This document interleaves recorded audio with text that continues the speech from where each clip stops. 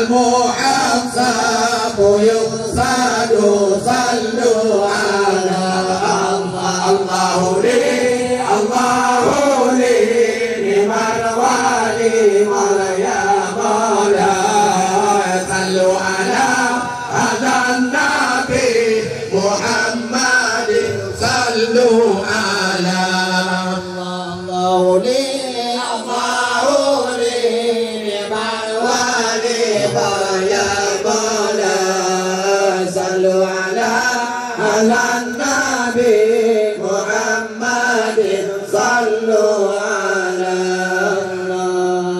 رسول سلام عليك يا حبيب سلام عليك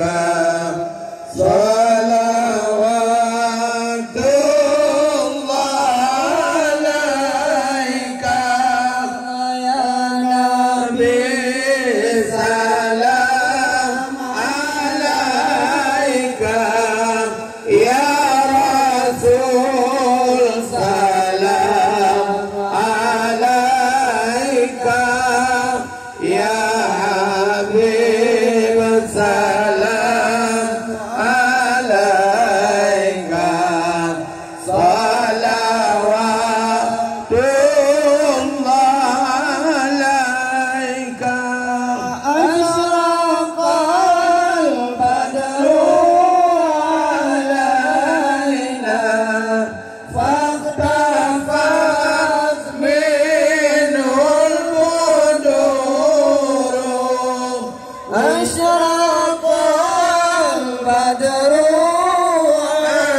علينا فاختفت منه البدور مثل حسنك رأينا قد يا وجه سروري الله يا نبي سلام عليك يا رسول سلام عليك يا حبيب سلام عليك صلوات الله عليك وعلي وأصحابه ذلك نجيه اجعلنا من خيار أمته واغفرنا من ذيل حرمته واغفرنا وله في ذكرته واستقبل ألسنتنا في مدحه ونصرته وارزقنا بدعه عندك قبولا وعزا وشرفا اللهم إنا نتوسل إليك بنبيك المختار وآله الأطهار وأصحاب الإخيار كفر عنا الذنوب والأوزار يا الله يا الله يا الله واحرسنا من جميع المغاوي والأقدار واجمع بيننا وبينه في دار القرار وتقبل منا ما قدمنا بنيته أعمالنا في الخيالات والإقرار وارحمنا برحمتك واغفر لنا إنك أنت الغفور الغفار يا رب إلهي تمم بالنعمة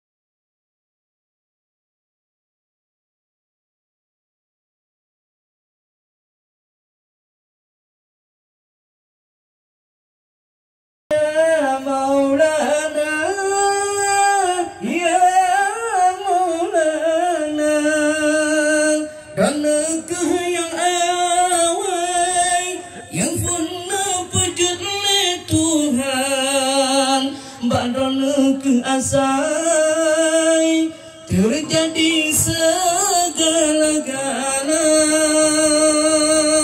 Ingat-ingat hai rakan, hinan ke asai mula. Ingat-ingat hai kaulan, besagai tak lupa. Rasulullah oleh kaum kafir Quraisy Watengan. Nabi tetap menyampaikan kalimat yang paling inti kepada pendengar Watengan. Angfizu anfusakum minan nar, selamatkanlah diri kalian daripada neraka. Yang paling intinya adalah jaga dirimu sekalian dan keluarga kalian daripada neraka. Itu saja yang disampaikan oleh Nabi dalam dakwahnya. Kemana Nabi berdakwah, itu saja yang disampaikan. Laksanakan perintah Allah, tinggalkan larangannya untuk kalian dan untuk keluarga kalian. Mutamahlah masyarakat Mekah untuk diikut agama Rasulullah, sehingga kaum kafir Quraisy diancam Rasulullah, diancam Abi Talib.